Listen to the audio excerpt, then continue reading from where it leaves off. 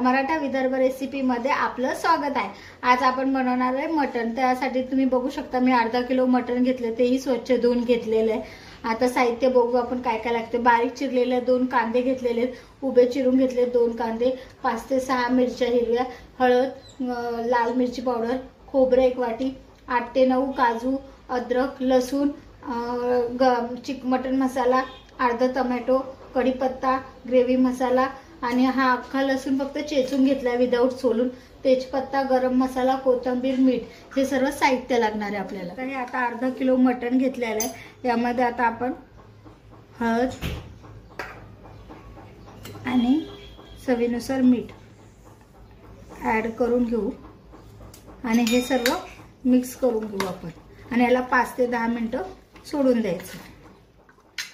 तुम्ही बघू शकता आपल्या भाजीच्या क्वांटिटीनुसार आपण तेल ॲड करून घेतलेलं आहे। चेचलेला लसूण व कांदा आणि तेजपत्ता ॲड करून तुम्ही बघू शकता आता आपलं कांदा चांगल्या प्रकारे फ्राय झालेला आहे। आता हे हळद आणि मीठ लावून घेतलेलं मटण त्यामध्ये ॲड करून घेऊया आणि हे त्यात व्यवस्थित मिक्स करून घेऊया। तुम्ही बघू शकता आता आपण भाजी सर्व व्यवस्थित मिक्स करून घेतली व भाजीला चांगल्या प्रकारे पाणी सुटलेले, ताटावरती कोमट पाणी करून घेतलेलं ते त्यामध्ये ॲड करून घेतलं। आता भाजी शिजेपर्यंत आपण वाट बघूया। भाजी शिजेपर्यंत तोपर्यंत आपण मसाला व्यवस्थितपणे फ्राय करून घेऊया। कांदा व खोबरे किस चांगला लालसर होईपर्यंत भाजून घ्यायचा व तो एका प्लेटीमध्ये व्यवस्थित काढून घ्यायचा। 4 ते 5 मिरच्या आपल्या आवडीनुसार तिखट मिरची आपण ॲड करू शकतो। थोडंसं तेल ॲड करायचं नॉर्मली आणि अशी चांगली भाजून घ्यायची।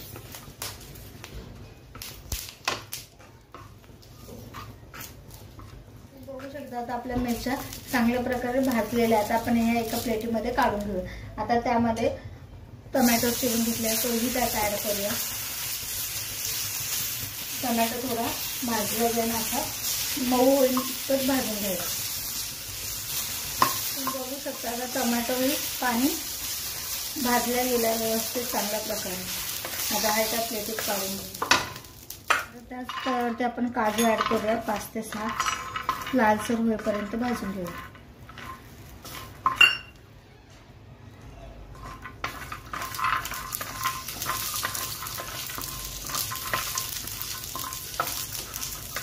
झाले की त्यामध्ये लसूणही ॲड करून घ्यायचं।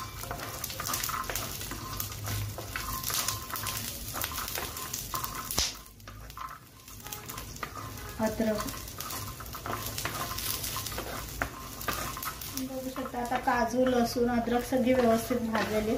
आता हे आपण काढून घ्यायचं प्लेटीवर। बघू शकता आता आपण हे सर्व वाटण भाजून घेतलेले व्यवस्थित आता एक मिक्सरच्या भांड्यात काढून थंड होत झालं की आपण वाळ्याचं वाटण काढून घ्यायचं व्यवस्थित बारीकसर। तुम्ही बघू शकता आता हे कोमट झालेलं आहे पाणी। आता खाली मटण पण असं व्यवस्थित पाणी सुटलेलं आहे मटणाला, तरी पण आपण हे थोडंसं ह्यामध्ये ॲड करूया आणि पुन्हा झाकण ठेवून थोडं पाणी ॲड करून चांगल्या प्रकारे शिजवून घेऊया। बघू शकता आता आपलं हे मटण व्यवस्थित शिजून आपण काढून घेतलं एका वाटीमध्ये आणि आता हा आपण जे वाटण केलं होतं तेही मिक्सरला बारीकसर असं वाटून घेतलं। आता आपण भाजीला फोडणी देऊ शकता। आता तेल आपलं व्यवस्थित गरम झालेलं। आता ह्याच्यामध्ये चेचून घेतलेला लसूण आपण त्यामध्ये ॲड करायचा। अद्रक आपण मसाल्यामध्येच वाटण करून घेतलंय म्हणून अद्रक त्यामध्ये ॲड करायची नाही। आता हे कढीपत्त्याची पानं सोडून देऊया। बघू शकता लसूण चांगला लालसर होतोय। बघू शकता आता लसूण लालसर झालेला। आता आपण हे सगळं मसाला त्यामध्ये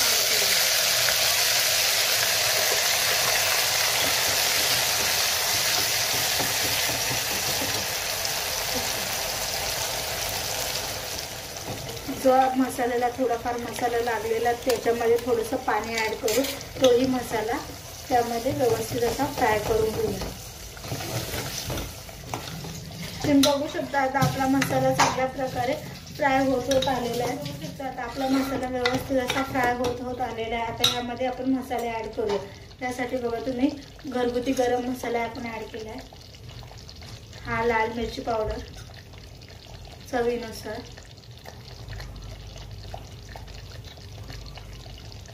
हा ग्रेव्ही मसाला आहे घरगुती. थोडीशी हळद. बाजारातला कुठलाही मटण मसाला तुम्ही त्यामध्ये ॲड करायचा तुमच्या आवडीनुसार. हे सर्व व्यवस्थित असं मिक्स करून तेल सुटेपर्यंत व्यवस्थित शिजवून घ्यायचं. आणि आपण मटणामध्ये सुद्धा शिजताना मीठ टाकलेलं म्हणून थोडं मीठ ॲड करायचं.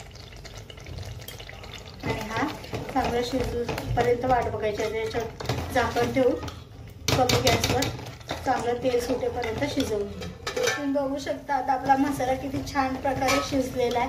तेल पण व्यवस्थित त्याने सोडलेलं आहे. आता आपण ह्याच्यामध्ये आपल्या शिजलेले सर्व मटण यामध्ये ॲड करूया.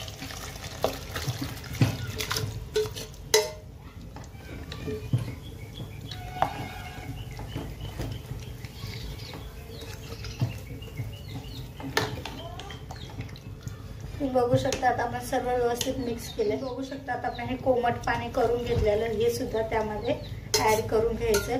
थंड पाणी ॲड करायचं नाही, कोमटच करायचं. बघू शकता आता आपल्या आवडीनुसार आपण पाणी ॲड करून चांगली याची एक उकळ काढून घेऊया. त्यामध्ये थोडासा कोथिंबीर ॲड करून घेऊया. तुम्ही बघू शकता आता आपली भाजी मस्तपणे उकळलेली. तुम्ही बघू शकता किती छान मस्त अशी भाजी तयार झालेली.